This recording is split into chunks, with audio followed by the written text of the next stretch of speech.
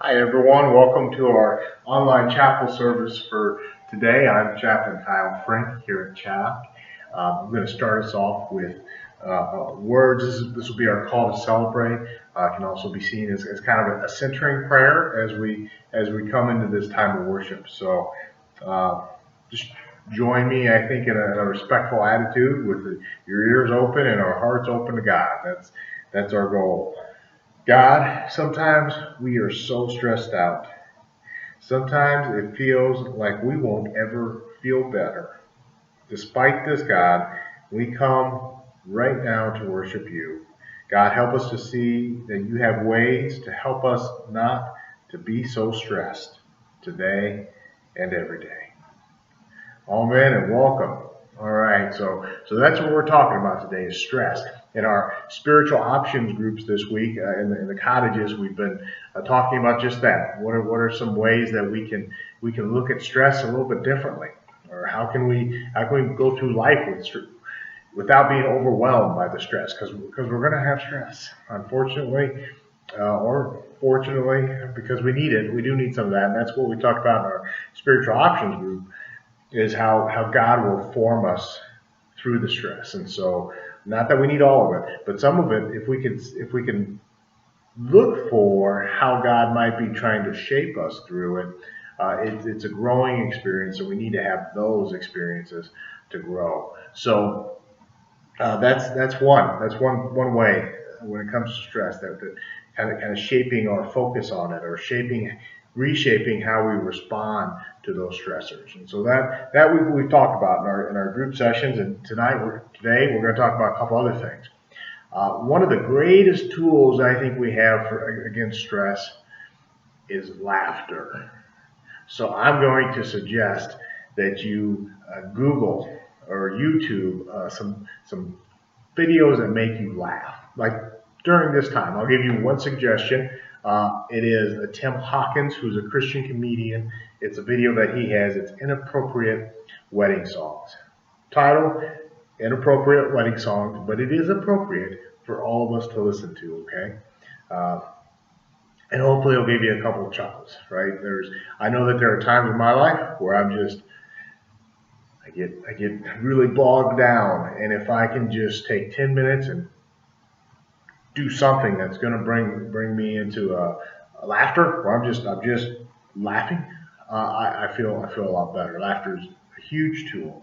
Proverbs 17:22 talks about joy.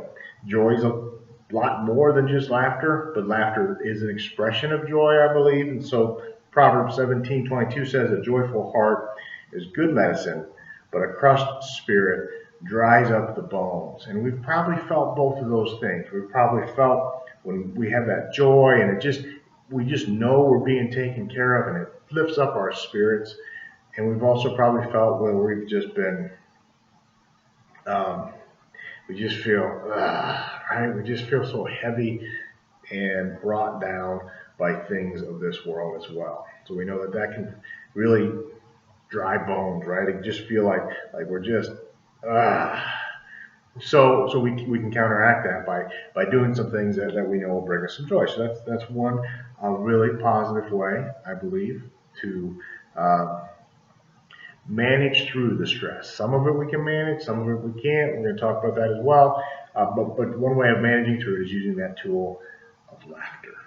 So there's another. I'm just going to tell you how to play a game, and it's something that you can pause the video after I tell you this and try it out. But imagine that we have 10 items, all different shapes and sizes, and they're not arranged in any order, other than the biggest item is not at the beginning and the smallest item is not at the end. Okay, so the game is to stack these up just in the order that they are, okay, and then carry them. So carry them across the room. And you can have different people try this or different teams. You can even form teams, right? But it's to stack them up and then carry those items across the room without dropping them, right? We're just going to do this as quick as we can. Even getting them stacked will probably take a little time because they're not going to be in order from largest to small. So we try it that way. Maybe you try it a couple different times that way. time ourselves, see how we do with it, and then after that, rearrange those items with the largest item being at the beginning, and the smallest being at the so they're going to be in order this time, from biggest to smallest. That's what I'm trying to say. So do that, and then stack those up. Time yourself stacking those up and making it across the room. You probably know which is going to be the fastest time, right? It's going to be when things are in order.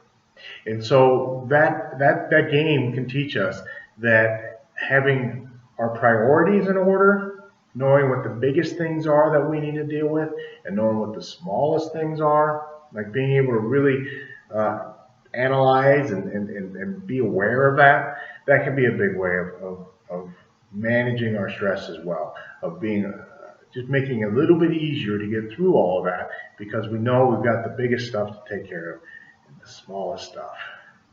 We don't really need to sweat if we're taking care of the biggest stuff. And that can be a huge way to help in life as well, as having our priorities. So again, try out that game. And you may already know what's going to happen, but it's a fun game to play anyway. Okay, the final item that we're going to talk about is, I guess it actually captures a few different concepts all in one.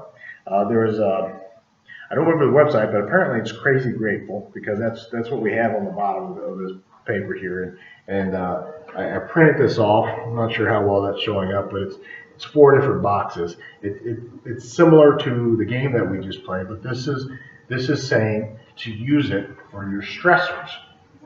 So it says, start by imagining that you have to carry around all of your current stressors in a backpack every day. List all of them on the page and categorize them into how big or small of a stressor they are. Dig deep and get them all out. So again, these are 4 different boxes, and they have some small, medium, large, extra large. You can take any piece of paper. You can take a paper cup. You can not paper cup, a paper plate. You can take anything and make four boxes on there and organize them that way. And then it says, once you have them listed, see which ones you can quickly get rid of.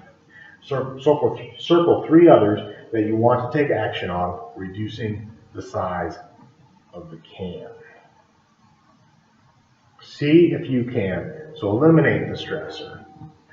Sometimes we're able to walk away from it. I know in one of our groups, it was shared. One of the girls shared that sometimes we can't physically walk out of a room to get away from the stress that's going on, but sometimes she'll just close her eyes and allow herself a mental break away from the stress, right? And so that's a way of eliminating that stress, at least for the time that we can. So that's one way we can, as we go through that list, maybe we'll see those things, look for those things that we can eliminate.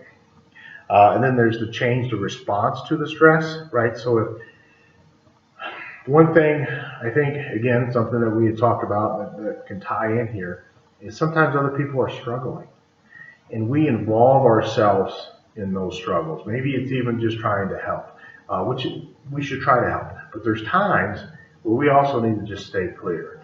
And a lot of times we get involved in other people's struggles, and it just stresses us out because now we're struggling as well, right? So that's kind of a combination of eliminating the stressor, but we eliminate it by changing our response to what that stress is.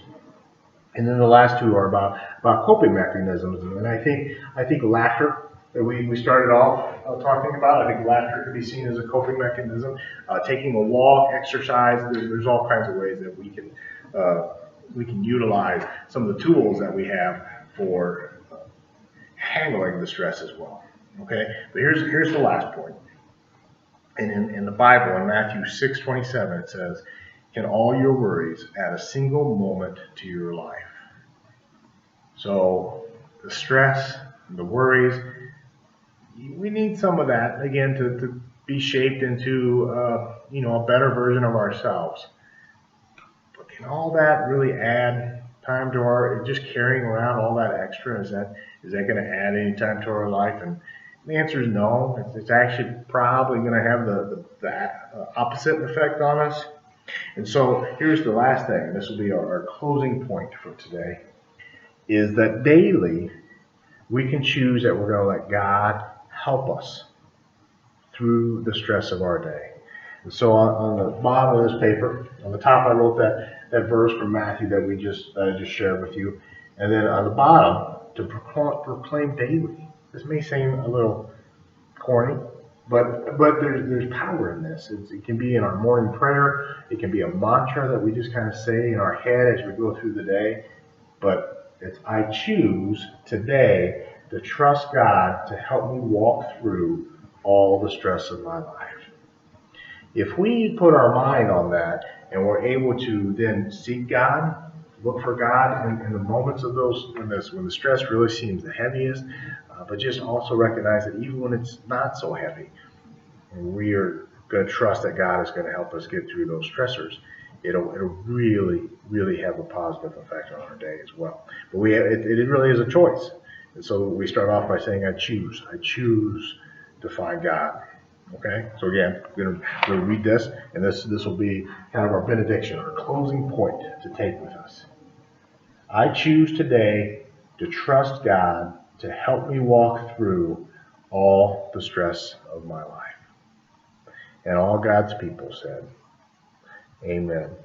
God bless, and have just a wonderful week. Maybe we really take that with us, that we can let God help us through, walk with us through all of our trials in life. Bye-bye.